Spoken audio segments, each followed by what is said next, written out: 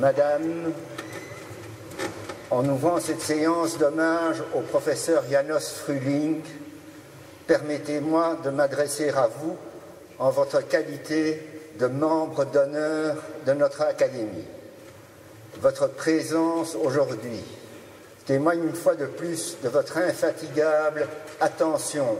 et sollicitude envers notre compagnie. Au nom de tous ses membres, je tiens à vous en remercier. Majesté, Altesse impériale, Excellences, chers collègues, Mesdames, Mesdemoiselles, Messieurs,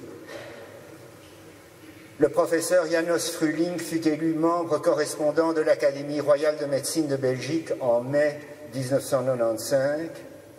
élu membre ordinaire en mai 2011 et était membre du bureau de l'Académie en 96, 97 et 2003-2005. Il fut élu secrétaire perpétuel de l'Académie en février 2005 et reconduit dans cette fonction jusqu'en octobre 2011. Cette première photographie remonte précisément au 24 septembre 2005 et fut prise à l'occasion de la séance d'hommage au professeur baron Albert de Scoville, le prédécesseur du professeur János Frühling en tant que secrétaire perpétuel et, sauf erreur, l'on peut y reconnaître aux côtés de Sa Majesté la Reine Fabiola la charmante petite fille Florence du professeur János Frühling. Considérant l'inlassable dévouement du professeur János Frühling au bénéfice du rayonnement, de la visibilité, de la renommée et du prestige de notre Académie, l'on ne pouvait, de toute évidence, manquer de lui manifester un hommage aussi hautement mérité. C'est précisément l'objet de la séance d'aujourd'hui, et c'est avec grand plaisir, mais non sans émotion, qu'il m'appartient au nom de vous tous de lui exprimer notre vive reconnaissance pour l'exemple de rigueur, de persévérance, de sagesse et de diplomatie qu'il n'a cessé de manifester, en particulier en tant que secrétaire perpétuel de notre compagnie. Monsieur Frühling, vous êtes né le 16 février 1937 à Budapest et votre mère, violoniste, a choisi votre prénom, Johann, János en hongrois, en hommage à Jean-Sébastien Bach. Vous avez donc baigné dans la musique dès votre plus tendre enfance. Cette deuxième photographie fut prise à Budapest en 1955, alors qu'ayant d'abord été admis à la faculté de médecine de Budapest, la même année, vous en fûtes ensuite chassé par le régime communiste en tant que, je cite, « fils d'ennemi de classe ». Suite au soulèvement des étudiants hongrois en octobre 1956, vous quittez seul, sans famille, la Hongrie pour vous réfugier en Autriche et y terminer en 1963 vos études à la faculté de médecine de l'Université de Vienne. Dès l'obtention de votre diplôme, vous venez, accompagné de votre épouse et selon le désir de votre père en Belgique, pour y poursuivre votre carrière professionnelle. Vous avez toujours considéré que cette carrière menée en Belgique et couronnée par votre élection en tant que secrétaire perpétuel de notre Académie apparaissait à vos yeux comme la preuve que la Belgique représente une vraie démocratie libre et tolérante. Et cependant, votre carrière hospitalière ne fut pas toujours aisée. Par exemple, les lois Gilson de 1963 n'avaient pas prévu qu'un médecin muni d'un diplôme en allemand se présente pour être engagé dans les hôpitaux bilingues de la ville de Bruxelles. Et en fin de compte, le chef du service du personnel de la Commission publique d'aide sociale de la ville de Bruxelles vous conseilla de passer les examens linguistiques des deux langues nationales, de l'époque, tant le néerlandais que le français. Mademoiselle le professeur Simon, grâce à qui vous obteniez une bourse Euratom et qui vous enseigna les rudiments de la médecine nucléaire, vous fit entrer au service des isotopes de l'Institut Bordet, où vous fûtes nommé ultérieurement et successivement chef du service de médecine nucléaire et chef du département de radio-oncologie en 86 et 88,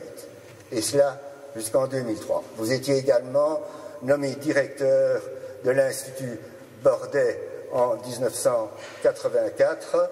et ensuite médecin directeur général du même institut, fonction remplie jusqu'à l'honorariat en 2002.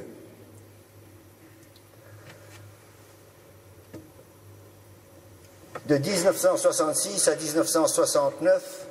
vous fûtes pendant 3 ans, et comme l'évoque ce cliché, assistant du professeur Albert Claude, qui vous disait, en quelque sorte d'une manière prophétique, « Chez moi, Fruhling, comme dans la vie, vous devez travailler toujours plus et toujours mieux que les autres. » Ce fut certainement pour vous un grand honneur d'être emmené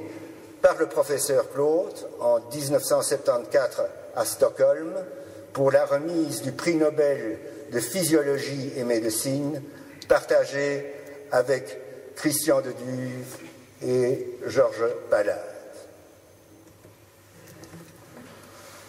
L'on devrait sans doute évoquer vos nombreux autres titres et fonctions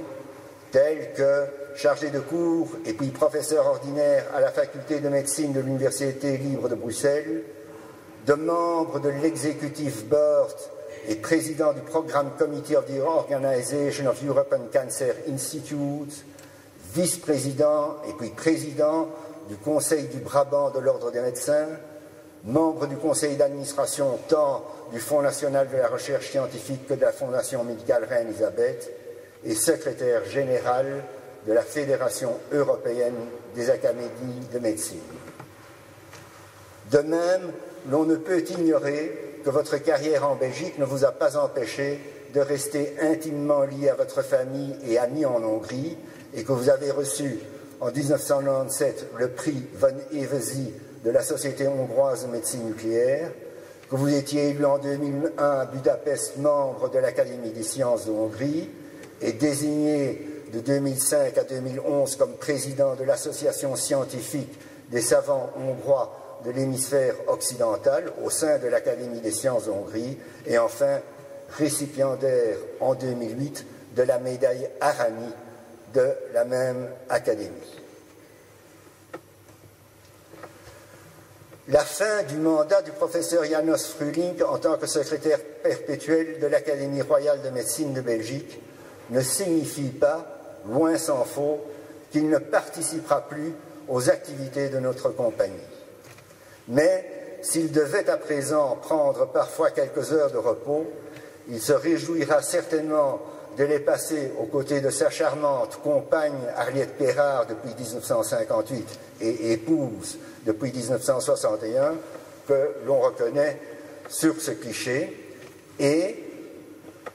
de transmettre son héritage culturel et scientifique à ses proches, figurant sur ces dernières photographies, à savoir son fils Pierre, sa belle-fille Anne et ses petits-enfants Florence et Quentin. Cher Monsieur Fruhling, ce serait trop facile d'incriminer les quelques 10 minutes réservées à cette présentation pour en excuser les nombreuses lacunes et l'impardonnable brièveté. Puisque l'on prétend que les fleurs représentent le décor de l'éphémère, permettez-moi que je m'en réfère à 2 sceptiques, sinon un croyant de l'intemporel, à savoir pour pardonner les oublis à Mark Twain, « When I was young, I could remember anything, whether it happened or not », et pour justifier la brièveté à Igor Stravinsky, « Too many pieces of music finish too long after the end ». Je vous remercie pour votre attention.